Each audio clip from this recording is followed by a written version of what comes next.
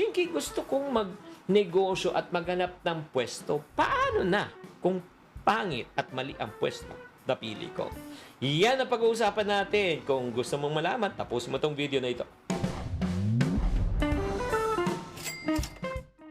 Hi there, this is Chinky Tan, your pambansang wealth coach. Nako, eto, magandang balita sa mga taong nag-aagam-agam kung maganda ba ang pwesto na kukunin nila. Alam mo ba, kung balik mo pumasok sa mga business ngayon, lalo na food business, pero takot ka sa mahal na renta at renovation, ito ang solusyon.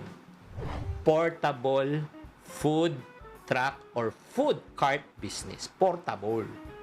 Ano ibig sabihin ng portable? Kahit saan pwede mong dalhin. Maglalagay ka lang ng motor, di ba? Tapos meron kang sidecar na may nandun yung lutuan mo. Or if not naman, may truck ka na mini truck, di ba? Ayun na. Ang kagandahan dito kasi low overhead cost. Wala kang bayad sa buwan ng renta. Walang renovation sa pwesto. All-in-one na yung cart mo or yung truck mo. O sakyan, gas, luto, benta, di ba? Mas mababa po ang puhunan, di ba? And number 2 advantage, mobility and flexibility. Pwede kang may event sa umaga. Sa umaga, saan maganda? Siguro eskwelahan. Sa lunch, siguro, o let's say merienda, pwede sa ospital o sa palengke. Tapos sa gabi, sa night market. Di ba, pwede mo ipwesto, i-experiment sa maganda. Hindi ka lang nakatali sa isang location. Lipat ka lang ng lipat. And number 3, syempre, branding and visibility. Kung creative ka sa design at social media, madaling mapansin ang truck mo. O let's say, yung food cart mo, may mga tarpaulin yan. Picturable, shareable, Instagrammable. O, di ba? Lalo na, ngayon may alam pa ako na ginagawa, naglalagay ng solar panel kahit sa gabi. Well-lighted siya.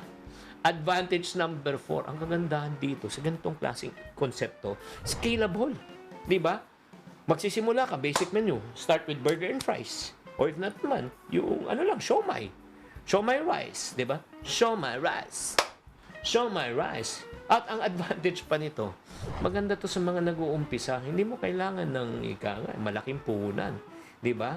Magbubukas ka lang, or pwede sa mga side hustles, magbubukas ka lang tuwing gabi. Di ba? May mga iba sa gabi lang, Monday, kasi ang ginagawa nila, nagtatrabaho sa umaga hanggang alas 5, pagkapalo ng alas 6, doon sila nagbenta, 6 up to 12. Kaya nga ang food cart, di ba, portable or food truck, ay hindi lang negosyo. Ito po ay isang moving opportunity. Sa halip na ikaw ang naghahanap ng customer, pwede mo silang puntahan. Sa palagay nyo, maganda mang idea yan. O magandang idea, ano pang hinihintay nyo? Gawin nyo na. Sana nakatulong tong episode na ito. Tatandaan, tamang karunungan, tamang disiplina, ang susi sa pagyaman.